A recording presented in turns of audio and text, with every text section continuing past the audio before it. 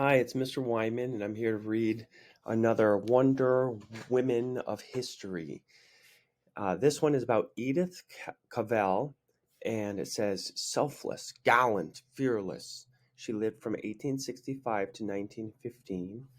Now occupies an enduring niche in the hall of those who will be forever famous. In peace or war, Edith Cavell's loftiness of purpose and love of humanity have proven her to be a wonder woman in the truest and finest sense of the word. But suppose you judge for yourself. It was August 2nd in the year 1914. A grateful patient was speaking to the matron of the Birkendale Medical Institute in Brussels, Belgium. That's in Europe. You are so very kind to me, Fräulein Cavell. Ach, I am only a poor German peasant, and yet you give me as much attention as if I were a rich man. And this would have been during the First World War. And in the First World War, it was Germany with a few other countries against the Allies, which happened again in the Second World War. It's kind of like take two. And here you have Edith Cavell kind of looking over with a superhero cape, looking over the war-torn area with bombing going on.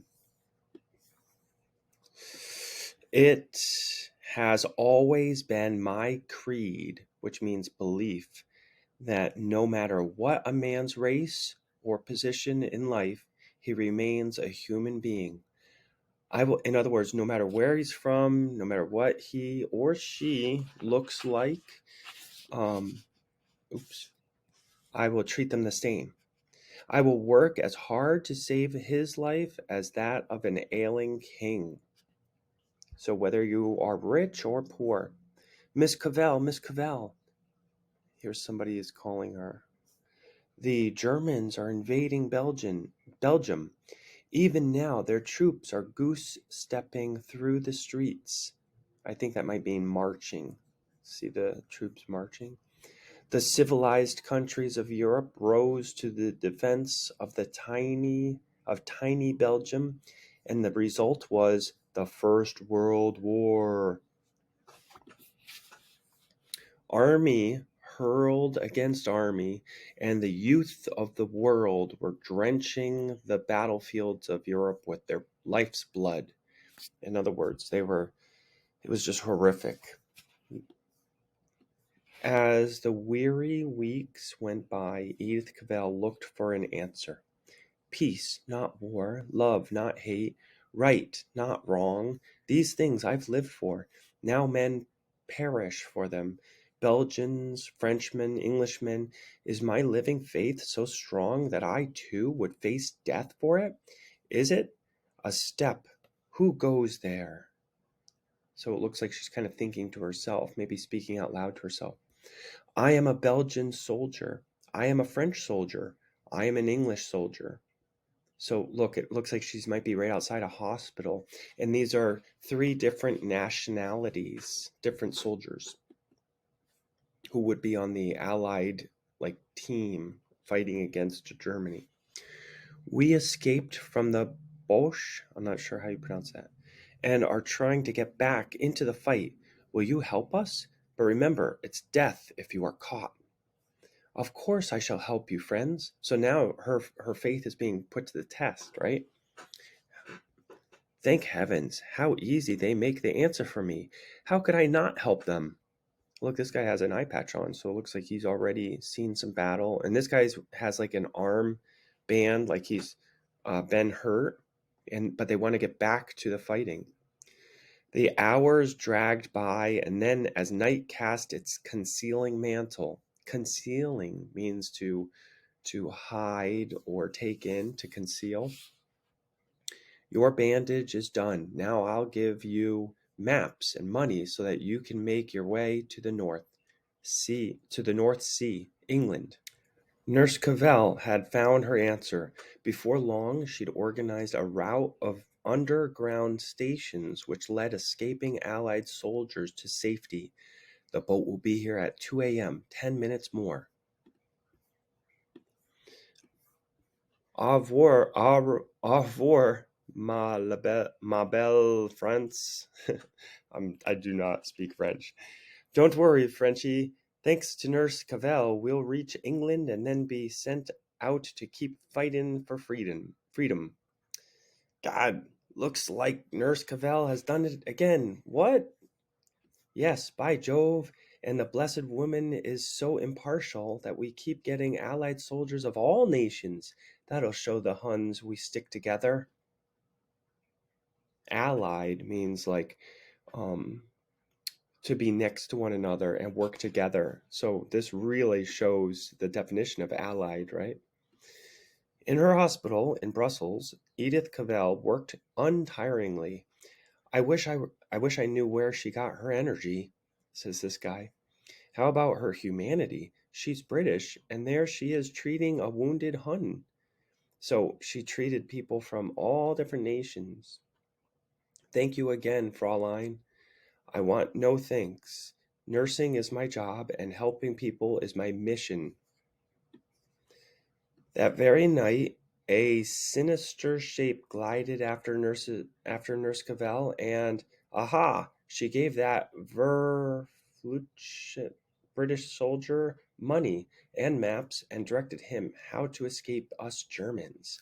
Ooh, so maybe this guy was like a spy because he said Fraulein. That gives you the idea that he was German, and he's watching Nurse Cavell giving the Allied soldiers supplies and maps and everything. Hammering hoofs soon shattered the silence of the night. Our German intelligence is clever. Clever. We spy on everybody. That would be a frightening idea. And so I inflicted a flesh wound upon myself, got into the hospital, followed Fraulein Cavell, and you know the rest. Ah, here's the spy. Not only do I know, but I am going to act. Uh-oh. What happens next? The hand of the Lord is heavy. She's reading from a religious text. The Lord would be a religious term. You will find the hand of German army even heavier. Oh boy, this guy is saying he's even more powerful than the religious deity that Edith Cavell was reading about. Who's that? Oh, I've been betrayed. By me. Oh, he even tells her it was him who did it. That's brazen. Thrust into a vermin-ridden cell, Nurse Cavell patiently waited through the long night. Then, come, your trial begins. I am ready. She seems brave, right? You, Edith Cavell, an Englishwoman, are accused of aiding Allied prisoners to escape.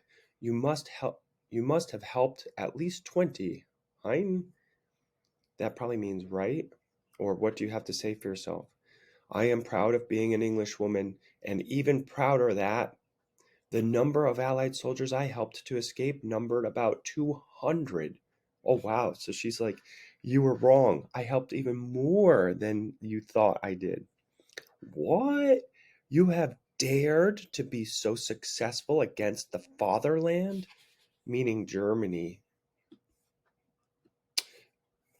And here you have the jury, I guess. Guilty, guilty, guilty, guilty. A British chaplain was permitted to visit the nurse. A chaplain would be a religious leader.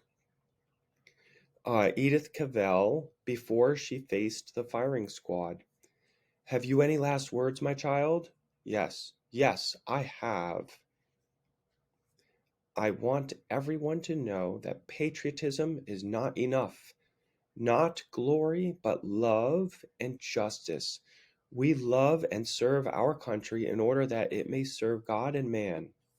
So she seems pretty religious. The night air was chill. It was the morning of October 12th, 1915. The time was 2 a.m. as the Boche butcher shrieked out one word, "Fire!" Nurse Edith Cavell's immortal words rang throughout the world with their clarion call to courage.